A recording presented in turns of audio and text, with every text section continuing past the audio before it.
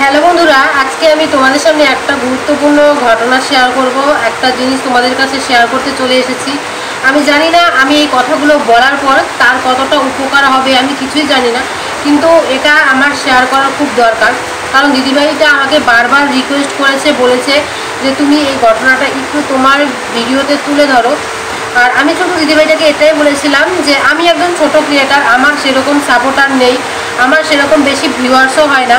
বাইরে হচ্ছে বৃষ্টি প্রচুর পরিমাণে, আমি তোমাদের সামনে কথা বলছি, বাইরের বৃষ্টির আওয়াজটা তোমরা প্লিজ একটু ইগনোর করো। তো আমি দিদিভাইটাকে বলেছিলাম যে আমি একদম ছোট মাত্র একজন, তো আমার কথাতে তোমার সেরকম কোনো উপকার হবে না। তুমি বড় বড় যে ব্লগারগুলো আছে তাদের সাথে যোগাযোগ করার চেষ্টা করো।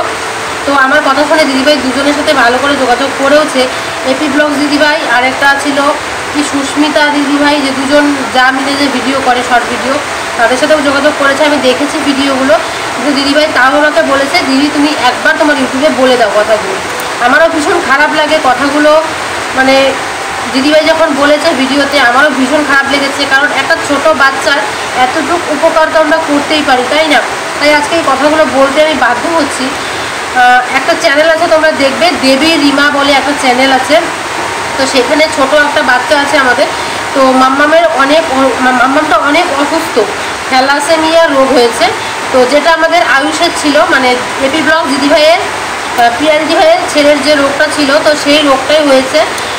এই রোগটাতে নাকি অনেক সমস্যা হয়, অনেক কিছুই হয়। তো আমি সম্পূর্ণটাই আমি প্রিয়া দিদিভাইয়ের চ্যানেলে দেখেছি যে আয়ুষের কী কী হতো, কী কী অসুস্থ হতো, কীরকমভাবে কী চিকিৎসা করা হয়েছে, রক্ত টেস্ট, অনেক কিছু করা হতো।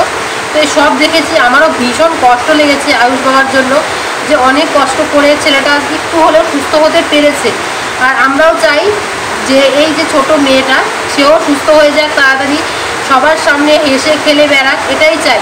তো দিদিভাই তোমাদের সামনে কিছু কথা বলবে, তোমরা প্লিজ শুনে নাও। আর আমি অনেক রিকোয়েস্ট করেছিলাম দিদিভাইকে, যে বললাম যে দিদিভাই তুমি ছোটো একটা ভিডিও ক্লিপ করে আমাকে পাঠাও, তাহলে হয়তো আমি তোমার কোনো উপকার যদি করতে পারি, আমি অবশ্যই তোমার নামে ভিডিও করব বা তোমার জন্য আমি ভিডিও ছাড়বো। যদি সেটা উপকারে আসে আমি অবশ্যই করব। তো আমার দুদিন দেরি হয়ে গেছে ভিডিওটা করতে, কারণ আমি দিদিভাইকে বলেই রেখেছিলাম তুমি আমাকে একটা ভিডিও পাঠাও। তো সে পাঠিয়েছে, আর অবশ্যই তোমরা ভিডিওটা দেখো দিদিভাই কী বলছে না বলছে। আর অবশ্যই তোমরা এই চ্যানেলটাকে গিয়ে সাবস্ক্রাইব করো।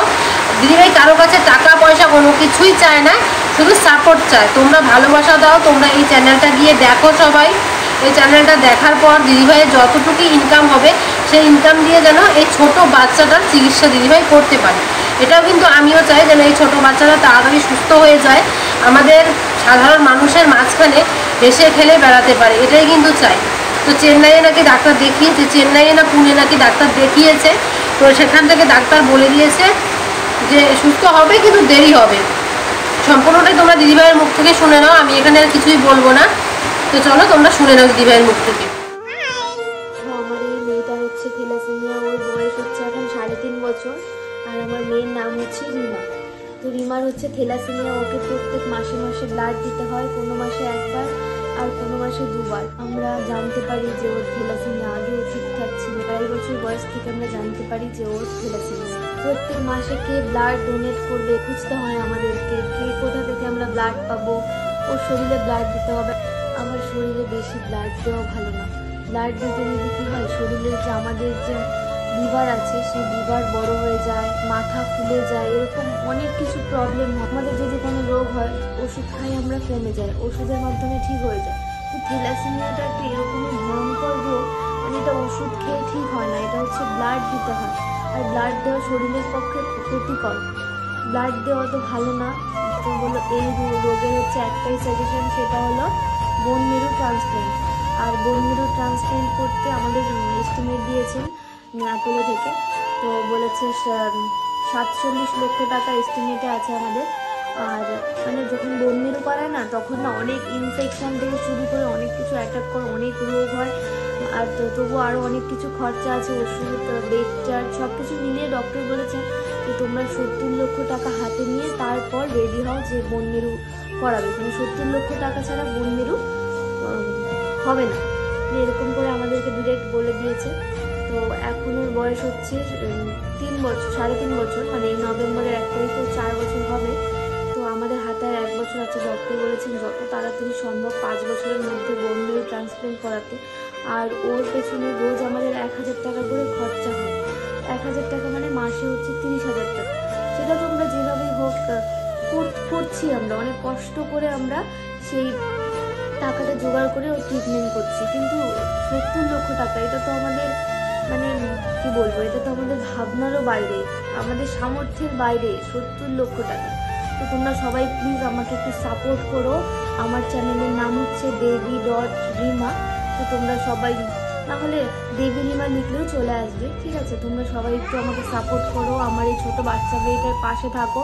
যদি তোমরা আমার মেয়েটার পাশে থাকো, আমার বিশ্বাস যে আমার ইনকাম করে আমার মেয়ের আমি ট্রিটমেন্ট করাতে পারবো। তোমরা যদি আমার পাশে না থাকো, এটা জানিয়ে আমি কোনোদিনও সম্ভব না, এটা করতে পারবো না। বাচ্চা মেয়েটার মুখের দিকে তাকিয়ে একটু আমার চ্যানেলটা সাবস্ক্রাইব করো। তোমরা দিদিভাইয়ের মুখ থেকে শুনে নিলে যে কি হয়েছে আমাদের মাম্মামের আর কি না হয়েছে, সম্পূর্ণটা শুনলে। আর দিদিভাই ভিডিওটা দেখে আমারও খুব খারাপ লাগলো সত্যি। একদম একদম মায়ের কষ্ট মাই বোঝে, এটা অন্য কেউ বুঝবে না। তো ভগবানের কাছে প্রার্থনা করি সবসময় যে ভগবান তাড়াতাড়ি বাচ্চাটাকে সুস্থ করে দাও, তাড়াতাড়ি আমাদের সাধারণ মানুষের মাঝখানে যেন সবসময় এসে খেলে বেড়াতে পারে, তার ভেতরে যত রোগ আছে সব তুমি নিয়ে নাও, এটাই ভগবানের কাছে প্রার্থনা করি। চলো এখানে ভিডিওটা রাখছি। আমি জানি না আমি তোমার কতটা উপকার করতে পেরেছি দিদিভাই, কিন্তু আমি যতটুকুই আমার স্বার্থ মতো আমি চেষ্টা করেছি, এটাই বলবো। তো ভালো থেকো তুমিও, মাম্মামকে দেখে শুনে রেখো। আর কিছু বলার নেই তোমার এই ভিডিওতে। আমি আর জানি না কত ভাবি তোমাকে আমি সান্ত্বনা দিতে পারবো কি পারবো না, এটাই বলবো। দাদাভাই তুমিও এই ছোট্ট বাচ্চাটাকে দেখে শুনে রেখো। আর ভগবানের কাছে প্রার্থনা করি, মা দুর্গা আসছে, মা দুর্গার কাছে প্রার্থনা করি, আমার মা কালীর কাছে প্রার্থনা করি সব সময় যেন আমাদের মাম্মাম শোনা খুব ভালো থাকে। তো চলো আজকে ভিডিওটা এখানেই রাখছি, আর বেশি বড় করবো না ভিডিওটাতে। সবাইকে অনেক অনেক ধন্যবাদ। আর প্লিজ তোমরা গিয়ে এই চ্যানেলটা দেখে এসো।